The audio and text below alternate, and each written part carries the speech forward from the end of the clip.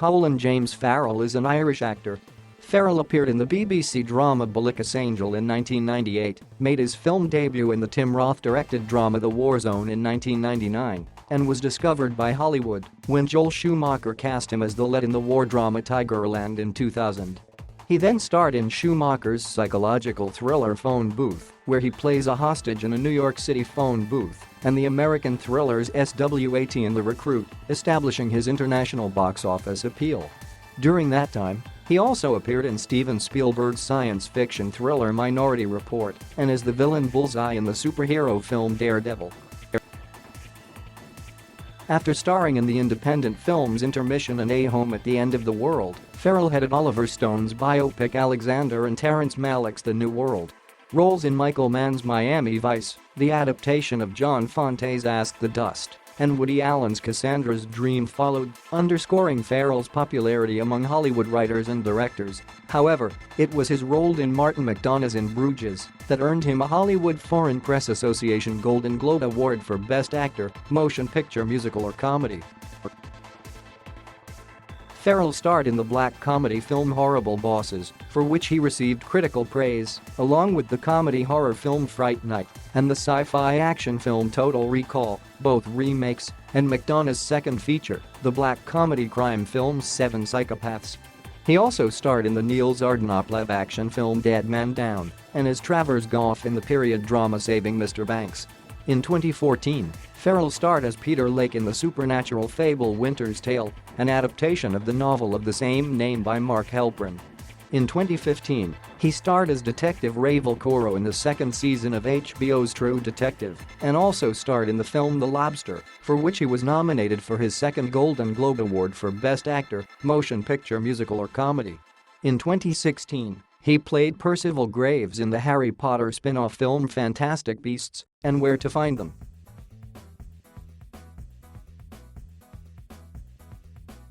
Farrell was born in Castleknock, Dublin, Ireland, the son of Rita and Eamon Farrell.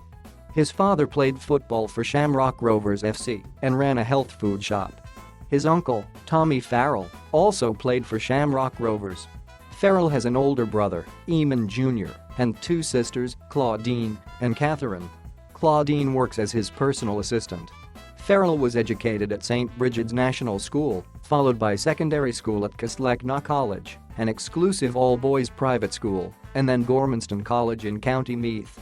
He unsuccessfully auditioned for the Irish musical group Boyzone around this time. Farrell was inspired to try acting when Henry Thomas's performance in E.T. the Extraterrestrial moved him to tears. With his brother's encouragement, he attended the Gaiety School of Acting, dropping out when he was cast as Danny Byrne on Bullicus Angel, a BBC drama about a young English priest who becomes part of an Irish rural community. As an 18-year-old traveling in Sydney, he was at one time suspected for attempted murder. The police sketch looked remarkably like him, and he had even described blacking out during the night in question. His only alibi was apparently a journal kept by his friend that explained the two had been across town that night, taking MDMA.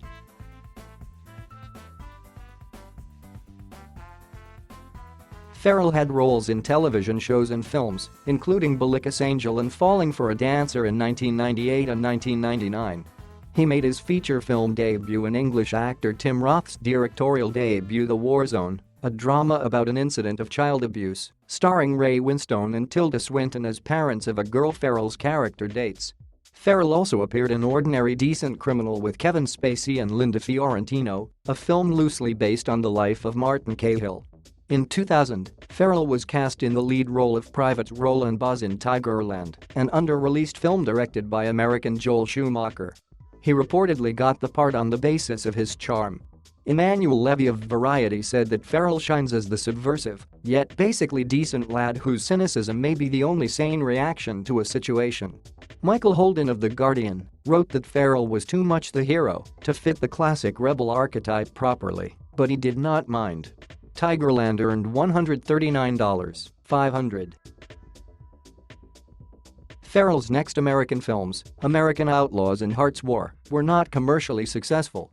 His 2002-2003 films, including Phone Booth, The Recruit and SWAT, were well received by critics and successful at the box office. A phone booth, Ebert wrote that it is Farrell's to win or lose, since he's on screen most of the time, and he shows energy and intensity. Philip French of The Observer praised Farrell's performance. In SWAT, the actor starred in an ensemble cast including Samuel L. Jackson, Michelle Rodriguez, Olivier Martinez and Jeremy Renner. Renner became a friend. Alan Morrison of Empire wrote, "Farrell can usually be relied upon to bring a spark to the bonfire." That's also true of Elvis Mitchell of the New York Times criticized Farrell's accent, writing that he employ a wobbly American accent that makes him sound like an international criminal a step ahead of the authorities. Ebert and the New York Times A.O. Scott disagreed on the actor's effectiveness in The Recruit. Ebert noted the actor's likability, but Scott felt that Farrell spends his time in a caffeinated frenzy, trying to maintain his leading man sang-froid while registering panic, stress and confusion. Phone booth earned $46.6 million, SWAT $116.9 million, and The Recruit $52.8 million at the box office. Farrell's supporting roles include an ambitious Justice Department agent opposite Tom Cruise, a potential criminal in Minority Report, and the villain Bullseye in Daredevil. Matt Damon was originally offered the Minority Report role, turning it down to appear in Ocean's 11. Farrell said he had no problem being the producer's fallback after Damon declined.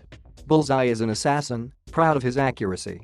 Farrell was signed to the role in December 2001, although he was considered for the lead role of Matt Murdock until Ben Affleck signed. Farrell was encouraged to keep his Irish accent, since this version of Bullseye is from Ireland.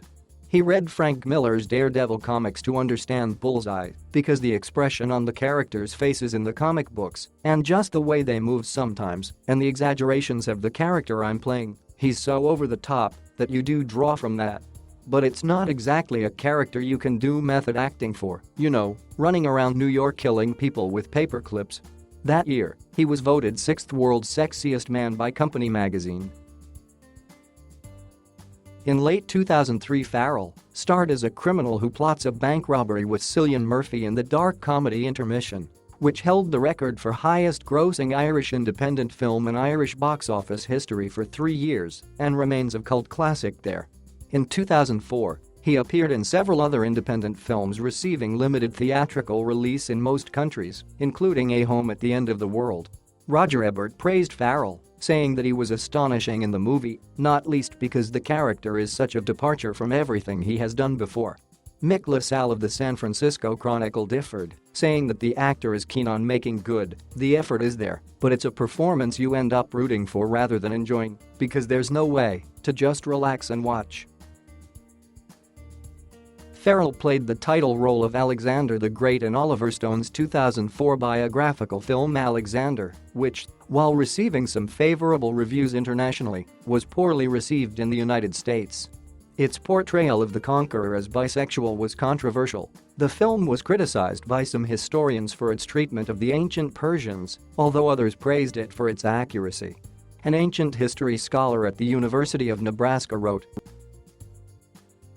"I would compare it to Lawrence of Arabia in terms of sheer scope, pacing, and its unrelenting focus on a single individual. In many ways, this is a movie for Greek and Alexander geeks.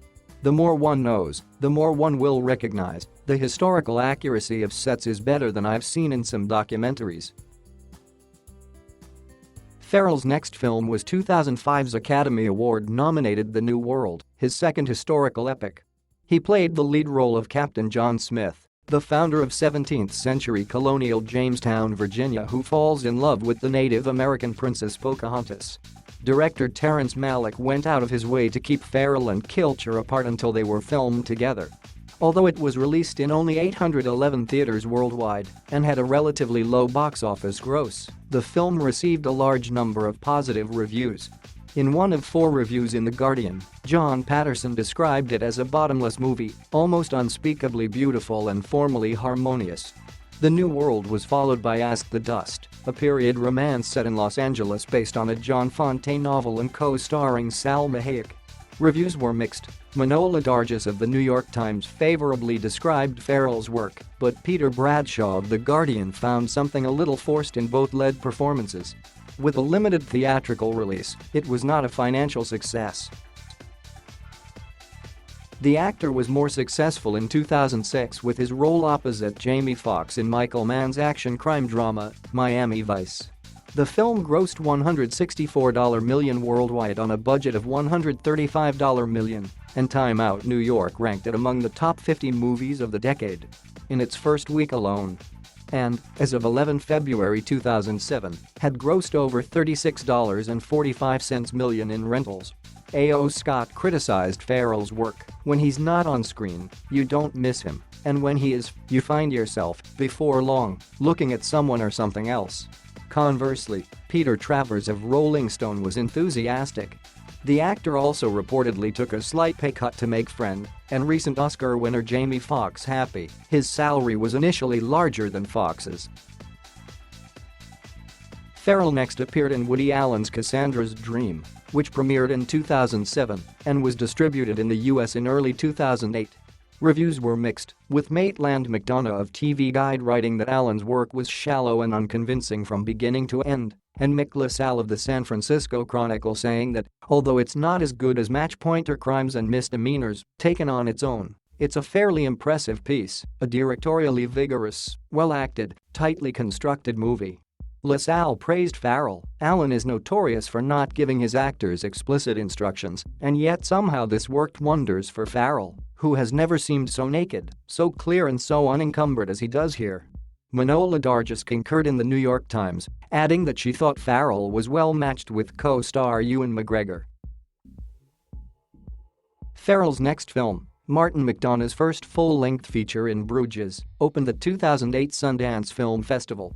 While The New Yorker and Time Out London's film critics found co-star Brendan Gleeson's performance the stronger of the two, Brad Shaw of The Guardian found Farrell absolutely superb, moody and funny, lethally sexy, sometimes heartbreakingly sad and vulnerable like a little boy. Time called the film the prettiest bloodbath of 2008, and Farrell received his first Golden Globe. Shortly thereafter he appeared in Kicking It, a documentary following 6 homeless men from Kenya, Russia, Afghanistan, Ireland, Spain and the US as they attempt to qualify for the Homeless World Cup. Farrell appeared on screen and provided the narration, donating his earnings to a homeless shelter in Ireland.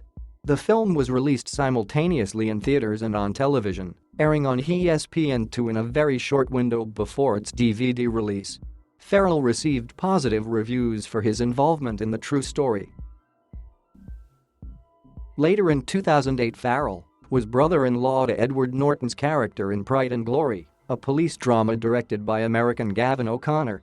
Roger Ebert disliked the film and A.O. Scott said that the actor once again indulges his blustery mixture of menace and charm, overdoing both, but Gregory Kirschling of Entertainment Weekly liked Farrell's work. On 11 January 2009, Farrell won the Golden Globe Award for Best Actor, Motion Picture Musical or Comedy for In Bruges, in which he co-starred with Brendan Gleeson. That year he also appeared in Terry Gilliam's film The Imaginarium of Dr. Parnassus, starring Christopher Plummer and Andrew Garfield. Farrell was one of 3 actors who helped to complete Heath Ledger's role when Ledger died before filming ended. They played Imaginarium versions of Ledger's character Tony, donating their earnings to Ledger's daughter Matilda. Farrell also starred that year in Triage, directed by Oscar-winning Bosnian screenwriter and director Danis Stanovi about the life of a war correspondent. He lost 30 pounds for the role. The actor's work was described as dedicated by Variety's Todd McCarthy, and Julian Sancton of Vanity Fair wrote that the film was a hell of a lot more insightful than other movies that deal with a similar topic. However, Triage was not widely distributed due to the marketing challenges posed by its difficult topics. That year, Farrell played a supporting role in Crazy Heart with Jeff Bridges. Another 2009 release was Undine, a fantasy drama directed by Neil Jordan starring Farrell as a fisherman with a handicapped daughter. Shot in the village of Castletownbere on Ireland's southwest coast, it featured cinematography by longtime Wong Kar-wai collaborator Christopher Doyle. Mary Poles of Time magazine called the role tailor-made for Farrell, saying that the actor gave a beautifully confident performance. Todd McCarthy of Variety singled Farrell out, noting that he worked well as an ensemble actor, graciously allowing to steal every scene she's in. The next year, Farrell starred with Keira Knightley in the crime romance London Boulevard. The film, American William Monahan's debut as director, after writing screenplays for The Departed and Body of Lies, was panned by critics. Peter Bradshaw of The Guardian wrote that the film uses up all its energy, wit and ideas in the first 20 or so minutes before collapsing into a flurry of boring violence. Leslie Felprin of Variety described it as like a fancy, retro-styled pocket watch that someone accidentally broke and tried to reassemble with only a vague idea of clockwork. Felprin thought the star's work was frail, with Farrell mostly taciturn and vacuous. The actor starred in the 2011 comedy Horrible Bosses, directed by Seth Gordon, with Jennifer Aniston, Jason Bateman, Charlie Day, Jason Sudeikis and his Miami Vice co-star Jamie Foxx. The film focuses on a trio of employees who plot to murder their tyrannical superiors. The London Observer's Mark Kermode wrote that, although the film would have benefited from a tighter script, Farrell and Jamie Foxx had juicy roles which they riff with panache. Michael Phillips of the Los Angeles Times wrote that Farrell brought massive, slobby relish to his role as Sudeikis' cocaine fiend boss. Later that year, Farrell played the main antagonist in the Fright Night remake, joining Anton Yelchin, David Tennant and Toni Collette in the story of a charismatic vampire who moves next door to a high school student and his single mother. The film was released by DreamWorks, with Craig Gillespie directing a script by Buffy the Vampire Slayer writer Marty Noxon.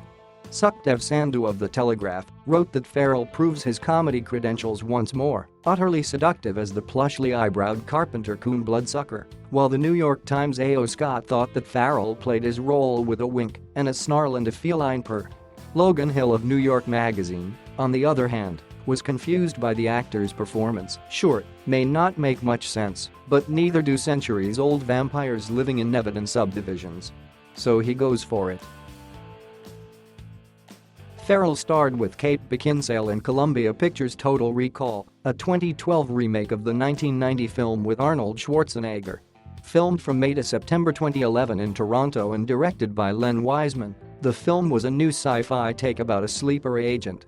Co-star Jessica Biel appreciated Farrell's skills, calling the actor surprising and exciting. He just has the ability to be trying different things all the time. Roger Ebert and the New York Times said that, although they believed Farrell the better actor, Schwarzenegger in the original was more of a movie presence and better suited for the role. After premiering at the Toronto International Film Festival, Seven Psychopaths was released in October 2012. The actor starred as creatively blocked writer Marty in a black comedy with Sam Rockwell, Woody Harrelson and Christopher Walken. It broke even at the box office and reviews were generally good, with David Rooney of The Hollywood Reporter writing that Farrell serves as an excellent foil for Rockwell, and the actor is in subdued mode, his performance largely defined by the endless expressivity of his eyebrows. That month, Farrell appeared on the cover of the magazine Details. March 2013 saw the release of Dead Man Down, a thriller directed by Niels Ardenoplev reuniting Farrell with Terrence Howard for the first time since Hearts War 10 years earlier. Noomi Rapace, star of Oplev's The Girl with a Dragon Tattoo, starred as a facially scarred woman who blackmails Farrell's character into killing the man who disfigured her in a car crash.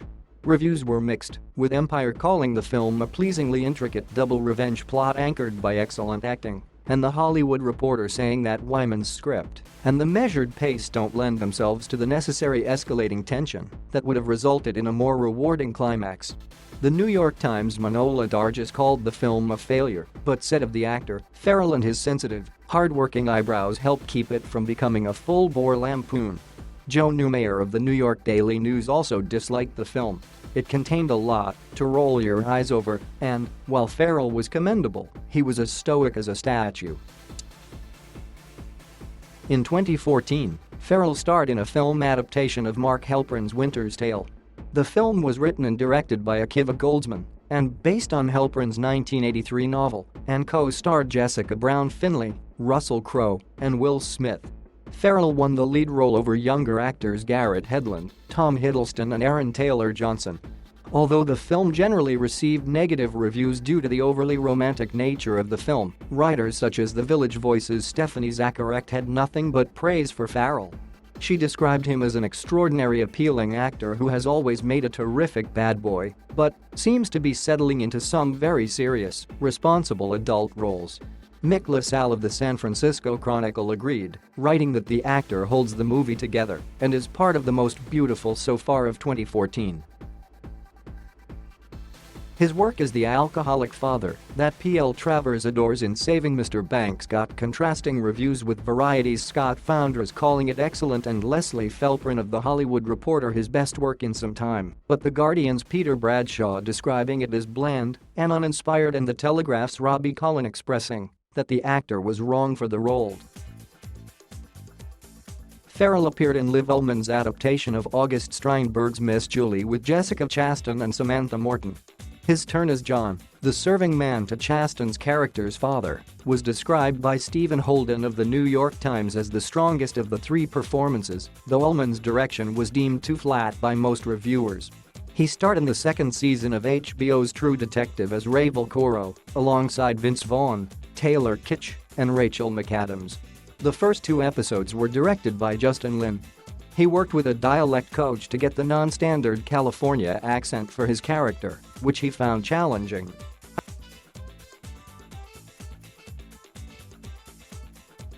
Thank you for watching. Please subscribe